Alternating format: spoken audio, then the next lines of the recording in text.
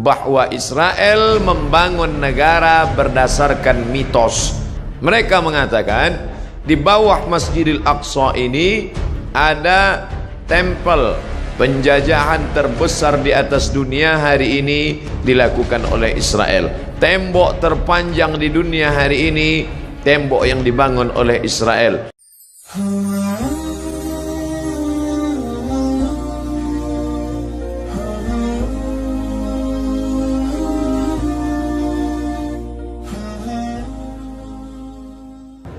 Alhamdulillahilladzi bi ni'matihi tatimmus shalihat. Wassalatu wassalamu ala sayyidis sadat wa ala alihi wa ashabihi ahlil fadaili wal karamat. Subhanaka la ilma lana illa ma 'allamtana innaka antal alimul hakim. Rabbi shrah li sadri wa yassir li amri wahlul 'uqdatam min lisani yafqahu qawli. Yang sama-sama kita hormati imam kita, kiai kita, khatib kita, tuan-tuan guru kita, hadirin hadirat yang dimuliakan Allah Subhanahu wa taala. Tak dapat saya sebut satu persatu, tapi semuanya yang berhadir ini insyaallah dimuliakan oleh Allah Subhanahu wa taala. Amin ya rabbal alamin. Nanti sampai masanya, kata Nabi sallallahu alaihi wasallam, sampai-sampai batu pun akan berkata, ya abdallah, wahai hamba Allah, hadzal yahudi, ini di belakangku khalfi ada seorang Yahudi, uqtulhu, bunuhlah dia. Satu saja yang tidak mau menunjukkan tempat Yahudi, yaitu syajaratul gharqad, pohon gharqad, bentuknya seperti pohon pinus. Alhamdulillah, ketika saya sampai di kota Rafah, ini Mesir, ini Palestina, lalu ada satu kota bernama Rafah dibagi dua. Perjanjian damai antara Mesir dengan Israel, maka mereka ambil setengah dan diambil oleh Mesir setengah. Di tengah kota ini dibuat satu garis lurus perbatasan dengan tegangan listrik, tegangan tinggi, pagar kawat, sehingga antara orang Rafah yang ada di Mesir dengan yang ada di jajahan Israel putus kontak, hanya bisa berhubungan lewat alat komunikasi, padahal mereka punya kota yang indah sebelum penjajahan Israel tahun 1946. Dari sana kita lihat hijau. Ternyata yang hijau mereka tanam itu adalah syajaratul gharqad, pohon yang memang sudah disebutkan Nabi Muhammad sallallahu alaihi wasallam. Mereka mengatakan di bawah Masjidil Aqsa ini ada tempel, kuil King Solomon yang mereka agungkan, yang dalam Al-Quran kita menyebutnya Nabi Sulaiman alaihissalam, mentauhidkan Allah subhanahu wa ta'ala. Anak dari Nabi Daud alaihissalam juga mentauhidkan Allah, tapi mereka merusak ajaran ini dan mereka membawa ini sebagai slogan.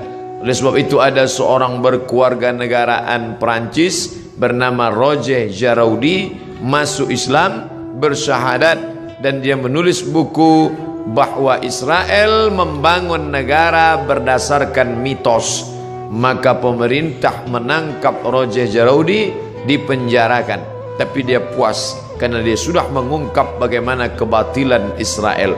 Penjajahan terbesar di atas dunia hari ini dilakukan oleh Israel. Tembok terpanjang di dunia hari ini, tembok yang dibangun oleh Israel. Sebenarnya di balik ini semua adalah Allah mau memperlihatkan kepada kita mana yang berjuang menegakkan agama Allah, mana yang diam saja.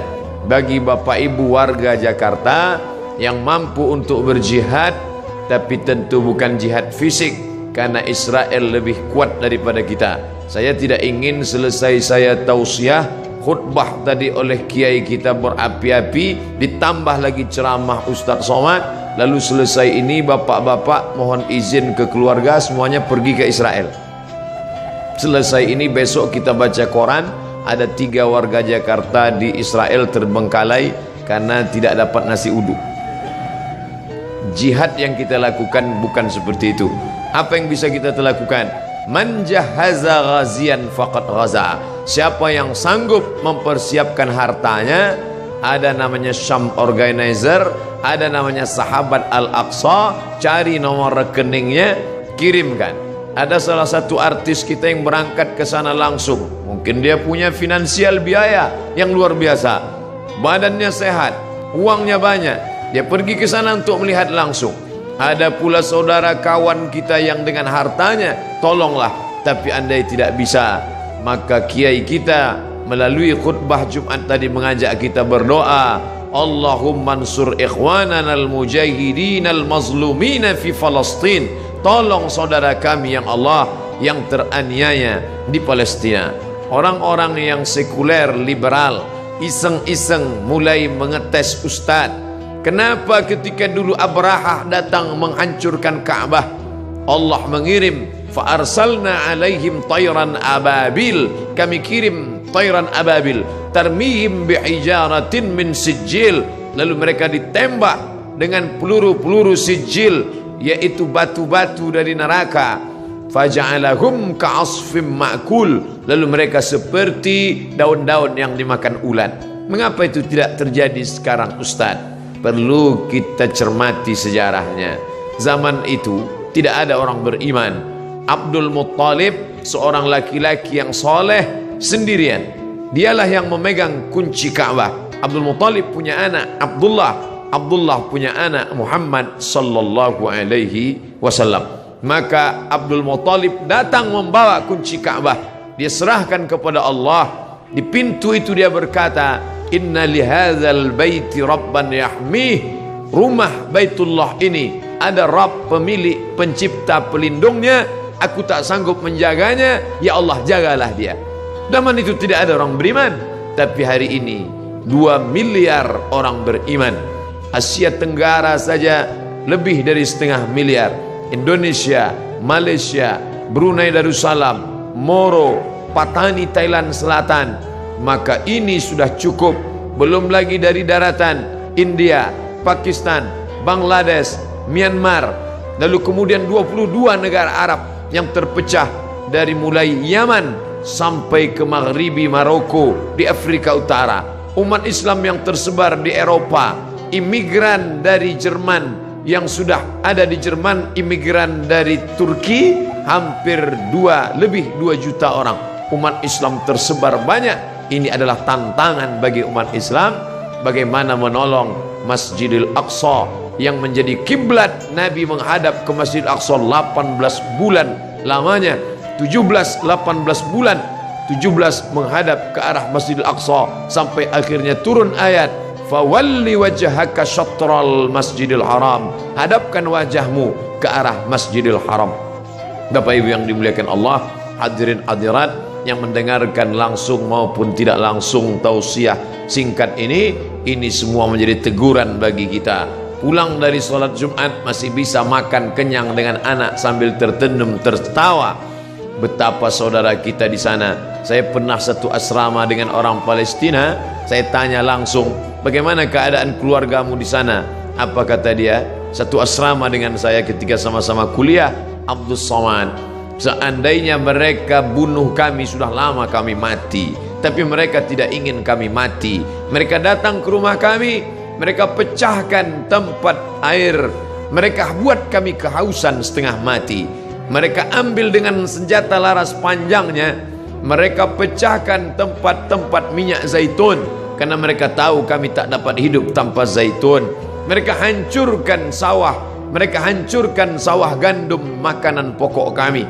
Mereka ingin membuat kami setengah mati, tapi kami tak akan meninggalkan negeri ini sampai satu saja, ish kariman, hidup mulia, Palestina merdeka, au mut syahidan, atau mati sebagai orang yang syahid. Maka ada sesuatu yang mengerikan tapi sekaligus membanggakan. Pemerintah asing Amerika, Eropa mengadakan survei apa cita-cita anak Palestina. Di tempat kita cita-cita ingin menjadi dokter, cita-cita ingin menjadi advokat, cita-cita ingin menjadi pengusaha sukses. Tapi cita-cita anak Palestina lebih 90% cita-citanya ingin menjadi seorang yang mati syahid. Maka apapun profesinya, ish kariman, kalau kau hidup, hiduplah mulia. Au mut syahidan, kalau mati maka mati syahid.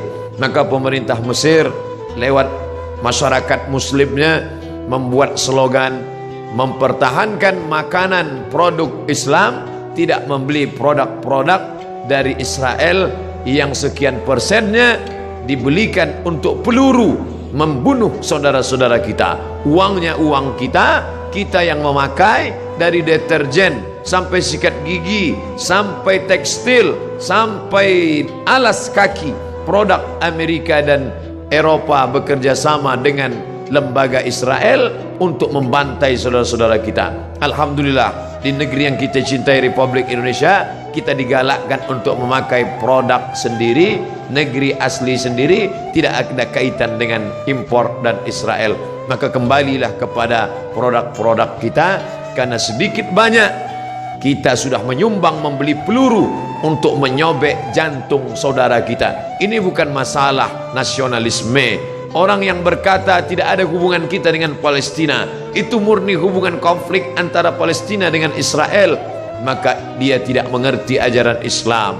Kita baca Al-Quran, Subhanalladzi asra bi'abdihi laylan minal masjidil haram ilal masjidil aqsa. Kalau orang mengatakan itu Palestina tidak ada hubungan agama, maka Masjidil Aqsa terletak di Palestina. Kita beriman kepada Isa alaihi salam bukan sebagai anak Tuhan, tapi sebagai Rasul utusan Allah. Isa lahir di Palestina, besar di Palestina, diangkat dari Palestina. Kita beriman kepada Musa alaihi salam, ditulis namanya dalam Al-Quran. Musa lahir di Mesir dan berhijrah ke Palestina. Namanya 4 kali kita sebut. Kama sallaita ala Ibrahim wa ala ali Ibrahim, kama barakta ala Ibrahim wa ala ali Ibrahim. Ibrahim lahir dan besar di Babilonia, Irak, tapi kemudian dia hijrah ke Palestina.